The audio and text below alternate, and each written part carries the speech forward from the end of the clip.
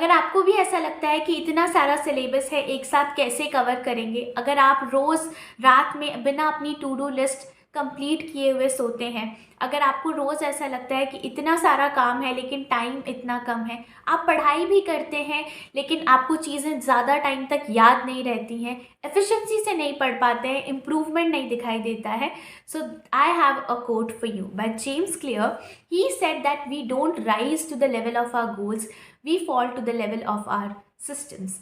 और इस वीडियो में हम 5 ऐसे प्रोडक्टिविटी सिस्टम्स के बारे में बात करने वाले हैं जो आपकी सिर्फ नीट में ही नहीं पूरी लाइफ हेल्प कर सकते हैं इन मैनेजिंग योर टास्क, ताकि आप अपनी पढ़ाई भी एफिशिएंटली कर सकें और आप साइड फन भी कर सकें साथ के साथ.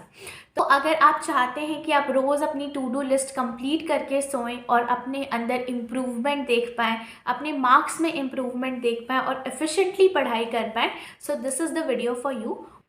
मैं 5 साइंटिफिक और रिसर्च्ड जिनके ऊपर काफ़ी स्टडीज़ हुई हैं उन्हीं सिस्टम्स के बारे में बात करूँगी. ये कोई मोटिवेशनल वीडियो नहीं है, because I think you don't need motivations, you need systems in action, ताकि आप उन सिस्टम्स को फॉलो करके अपने अंदर इम्प्रूवमेंट ला सकें और अपना स्कोर इम्प्रूव कर सकें. सो हाय एवरीवन, दिस इज समीक्षा एंड लेट्स गेट स्टार्ट. ये सब प्रोडक्टिविटी सिस्टम्स आपके लिए बहुत हेल्पफुल प्रूफ हो सकते हैं. I will recommend you to watch the video till the end and pick your favourite productivity system and comment it down. So the first system we are going to talk about is Getting Things Done. तो actually Getting Things Done is a book which is written by David Allen. तो आपको अभी पूरी book पढ़ने की ज़रूरत नहीं है. 3 स्टेप्स बताती हूँ जो आप अभी अप्लाई कर सकते हैं. First one is writing your distractions. तो जब हम पढ़ाई करते हैं, जब भी हम अपना काम कर रहे हैं, जनरली ऐसा होता है कि पढ़ाई के अलावा या जो टॉपिक अभी हम पढ़ रहे हैं उसके अलावा 100 चीज़ें हमारे दिमाग में आती हैं कि आपको बाज़ार से क्या सामान लेकर आना था, या दूसरे सब्जेक्ट की बुक के उस पेज पे कौन सा क्वेश्चन था, या इसके बाद आपको कौन सा क्वेश्चन सॉल्व करना है, या क्यों सामने वाले के या आपके फ्रेंड के आपसे ज़्यादा मार्क्स आ गए थे, और या आपने अभी तक टेस्ट का एनालिसिस नहीं किया है. तो बहुत सारी ऐसी चीज़ें हमारे दिमाग में आती हैं. तो आपने क्या करना है, एक पेपर लेकर बैठना है और उस पेपर के ऊपर जो भी आपके अंदर थॉट आ रहा है विच इज़ एक्स्ट्रा देन जो भी काम अभी आप कर रहे हैं उसको लिख देना है. एनीथिंग जो भी आपके काम से, आपके स्टडी से रिलेटेड नहीं है और आपके दिमाग में ऐसा थॉट आया तो आपने बस उसको लिख देना है. उससे क्या होगा कि आप अपना ब्रेन डंपिंग कर रहे हैं. बेसिकली आप उस थॉट को रिमूव कर रहे हैं, आप उस थॉट को निकाल रहे हैं अपने दिमाग से. और एक फियर आपके दिमाग में जो होता है कि बाद में कहीं मैं ये चीज़ भूल नहीं जाऊँ, वो आप हट जाता है. बिकॉज आपने लिख लिया है तो अब वो आपके सामने ही रहेगा. तो आपके दिमाग में ये बात हो जाती है कि ठीक है, अब लिख लिया है, बाद में इसे देख सकते हैं, तो अभी मुझे इसके बारे में सोचने की ज़रूरत नहीं है. ये आपकी मदद करेगा फोकस डेवलप करने में. फोकस तभी हम डेवलप कर सकते हैं जब हम one thing at a time के ऊपर फोकस करें, राइट. जो चीज़ या जो काम हम अभी कर रहे हैं, हमारा टोटल अटेंशन, टोटल फोकस उसी के ऊपर हो.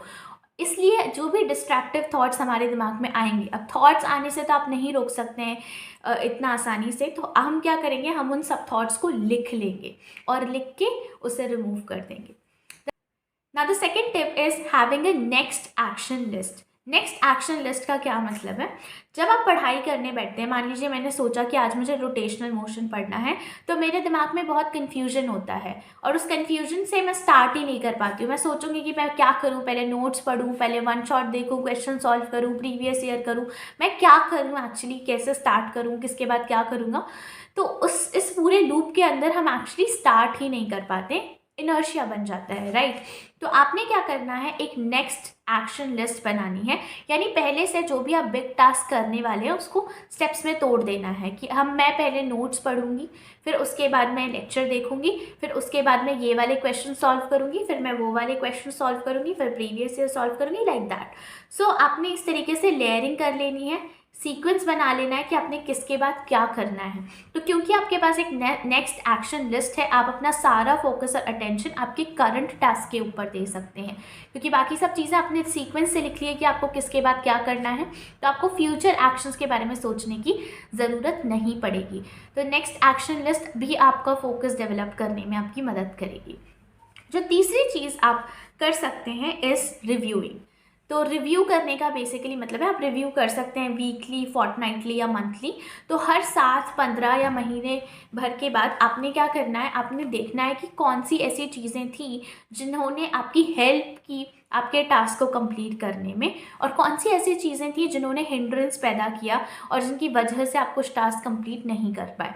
तो इस तरीके से अगर आप अपनी इम्प्रूवमेंट जर्नी को ट्रैक करेंगे तो आपके पास एक ओवरव्यू होगा कि ऐसी कौन सी चीज़ें हैं जो आपको मोटिवेट करती हैं और ऐसी कौन सी चीज़ें हैं जो आपकी एनर्जी ड्रेन करती हैं। And by that bifurcation you would be able to have a better focus. So this is about getting things done system. I hope it helps you. अब हम चलते हैं दूसरे सिस्टम की तरफ। So the next system we have is single tasking. तो single tasking का बहुत सिंपल मतलब है कि आपने एक बार में एक ही चीज़ करनी है। It says that multi tasking is a myth.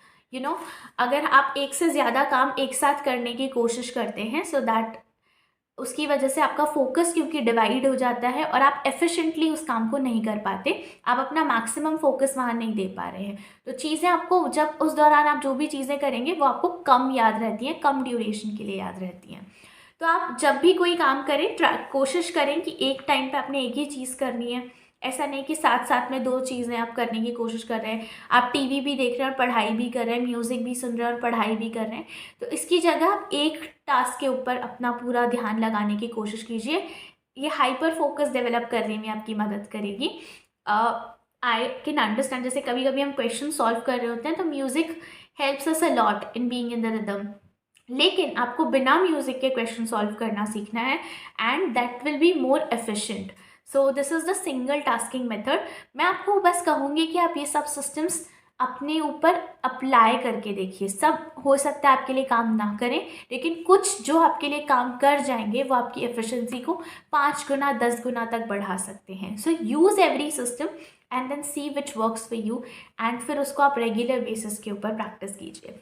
अब हम चलते हैं तीसरे सिस्टम के ऊपर which is your task batching. So task batching के अंदर क्या होता है, हम सिमिलर टास्क को क्लब कर लेते हैं। जैसे मान लीजिए कि मैंने प्रीवियस ईयर क्वेश्चन सॉल्व करने तीनों सब्जेक्ट्स के अंदर, तो मैं वो तीनों सब्जेक्ट के प्रीवियस ईयर क्वेश्चन एक ही सेशन में, एक ही स्लॉट में 3 घंटे में एक बार में निपटा दूंगी, रादर देन मैं उसको अलग अलग जगह डिस्ट्रीब्यूट करूँ। इसका बेसिक सा रीज़न है, मान लीजिए मैंने क्वेश्चन सॉल्व करना स्टार्ट किया तो पहले काफ़ी इनर्शिया होता है, मेरा क्वेश्चन सॉल्व करने का दिल नहीं करता है, लेकिन after solving certain number of questions अब मैं एक फ्लो स्टेट में आ गई हूँ कि ओके मुझसे क्वेश्चन कुछ बनेंगे कुछ नहीं बनेंगे, मैं उनका सोल्यूशन देखूंगी, खुद से सॉल्व करूंगी एंड लाइक दैट। तो मैं एक फ्लो स्टेट में आ जाती हूँ आफ्टर अ सर्टेन टाइम। लेकिन तभी क्योंकि मुझे कोई और काम करना है उस स्विच की वजह से मैं उस फ्लो स्टेट का बेनिफिट नहीं ले पाती हूँ। तो अगर आप टास्क बैचिंग करते हैं और सिमिलर सेट ऑफ टास्क को एक साथ करने की कोशिश करेंगे तो आप फ्लो स्टेट का बेनिफिट ले पाएंगे और उससे आप चीज़ों को जल्दी कर सकते हैं। तो ये आपकी एफिशिएंसी बढ़ाने में आपकी हेल्प करेगा। जब आप सिमिलर टास्क को एक साथ करेंगे तो आप उस फ्लो स्टेट का बेनिफिट ले पाएंगे और आप ज़्यादा तेज़ी से क्वेश्चन सॉल्व कर पाएंगे, या जो भी टास्क आप कर रहे हैं which is similar to each other, आप देखेंगे कि एक टाइम बाद आपका स्पीड उसके अंदर बढ़ गया है। To the next system which is Eisenhower matrix. तो आइजनहावर मैट्रिक्स के अंदर हम अपने टास्क को 4 कैटेगरीज में डिवाइड करते हैं। पहले मैं अपने टास्क को डिवाइड करूँगी into urgent and non urgent task, और फिर मैं उन्हें डिवाइड करूँगी into important and non important once. ना, जैसे मान लीजिए कोई आपका अपकमिंग टेस्ट आने वाला है, तो उस टेस्ट के अंदर जो भी चैप्टर्स आने वाले हैं आपको उसको इस 4 कैटेगरी में डिवाइड करना है। तो आप कैसे करेंगे? सबसे पहले अर्जेंट चैप्टर्स वो हैं जो अभी तक आपने टच ही नहीं किए हैं, तो इट इज़ वेरी अर्जेंट कि आप उन चैप्टर्स को पढ़ें क्योंकि अभी तक पढ़े ही नहीं है और वो टेस्ट में आने वाले हैं। ठीक है, अब उस अर्जेंट के अंदर भी 2 कैटेगरी के चैप्टर्स होंगे, कुछ जो इम्पॉर्टेंट है और कुछ जो नॉन इम्पॉर्टेंट है।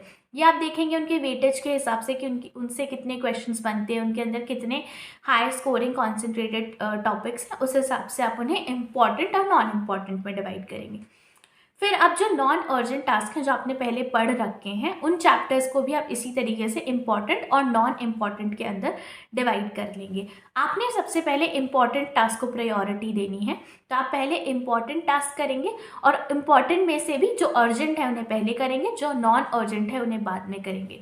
इस तरीके से आप क्या कर पाएंगे कि आप हाई वेटेज टॉपिक्स या हाई वेटेज चैप्टर्स को ज़्यादा टाइम दे पाएंगे और उन्हें पहले कवर करेंगे। पहले कवर करोगे तो डेफिनेटली ज़्यादा एनर्जी के साथ कवर करोगे और ज़्यादा टाइम देकर कवर करोगे, तो वो आपको आपके एग्ज़ाम में मार्क्स इम्प्रूवमेंट की फॉर्म में रिफ्लेक्ट होगा कि जब आपने ज़्यादा टाइम उस चीज़ को दिया है जिसे एक्चुअली ज़्यादा टाइम आपको देना था, तो डेफिनेटली आपको इम्प्रूवमेंट देखने को मिलेगा. So I would highly recommend you to use the Eisenhower matrix. Now the next system we have in place is eating the frog first. तो ये one of my favourite systems है, which is कि अगर आपको लगता है कि कोई टास्क डिफ़िकल्ट है तो आप उसको सबसे पहले करेंगे. जैसे कि ज़्यादातर एस्पायरेंट्स के लिए फ़िज़िक्स डिफ़िकल्ट सब्जेक्ट होता है, तो फिज़िक्स को दिन के लास्ट में रखने की जगह उठते ही जो पहला पढ़ाई का वाला सेशन, जो पहला स्टडी सेशन आप लेंगे, कोशिश कीजिए कि आप उसके अंदर ही फिज़िक्स को इनकॉर्पोरेट करें. कोशिश क्या करना है, वही करना है. You have to eat the frog first. जो भी सब्जेक्ट आपको डिफ़िकल्ट लगता है, जो भी चैप्टर आपको डिफ़िकल्ट लगता है, या आपकी टू डू लिस्ट में से आपको लगता है कि ये पर्टिकुलर टास्क सबसे ज़्यादा डिफ़िकल्ट है, put that as the first thing in the morning. उसे सुबह सबसे पहले निपटाने की आदत डालिए.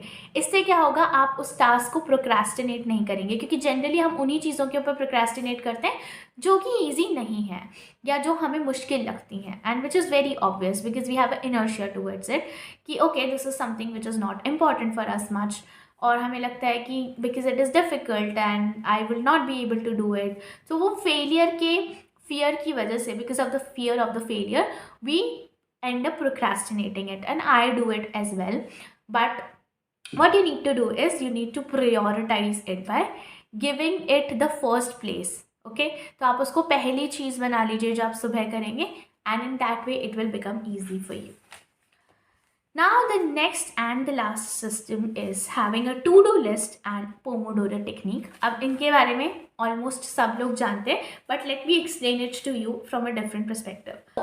टू डू लिस्ट बनाना, सबसे पहले तो एकदम ऐसी टू डू लिस्ट नहीं बनानी चाहिए हमें जो हमें पता है कि अनरियलिस्टिक है. एक अनरियलिस्टिक टू डू लिस्ट बनाना, फिर उसे कंप्लीट ना कर पाना, इस सब से आप खुद को एक विशियस लूप का पार्ट बना लेते हैं और you didn't even realise it. Okay, so don't make yourself feel embarrassed and abashed every day कि आपने वो टू डू लिस्ट पूरी नहीं की.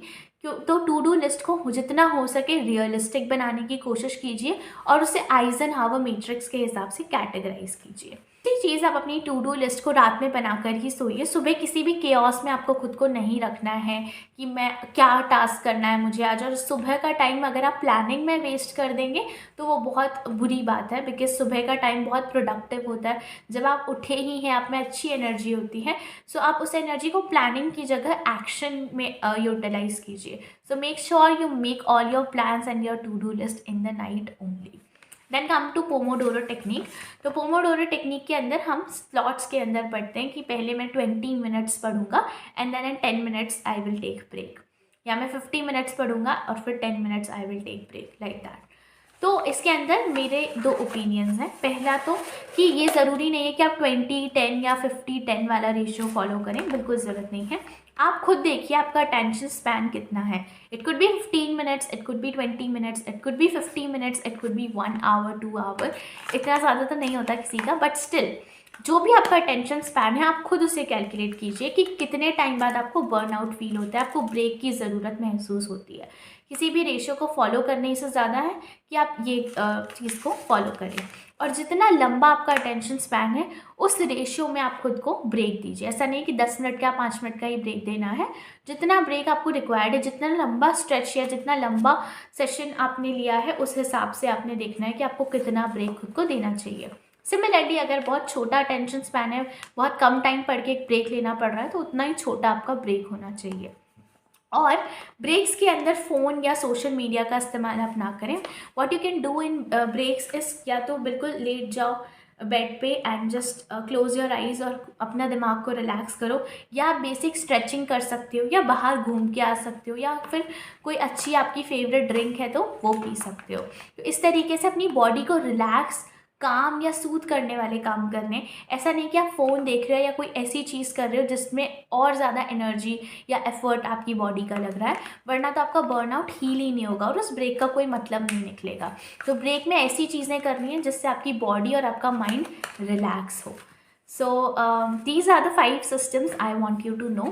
I hope this will help you, and it will definitely if you try to incorporate them in your schedules.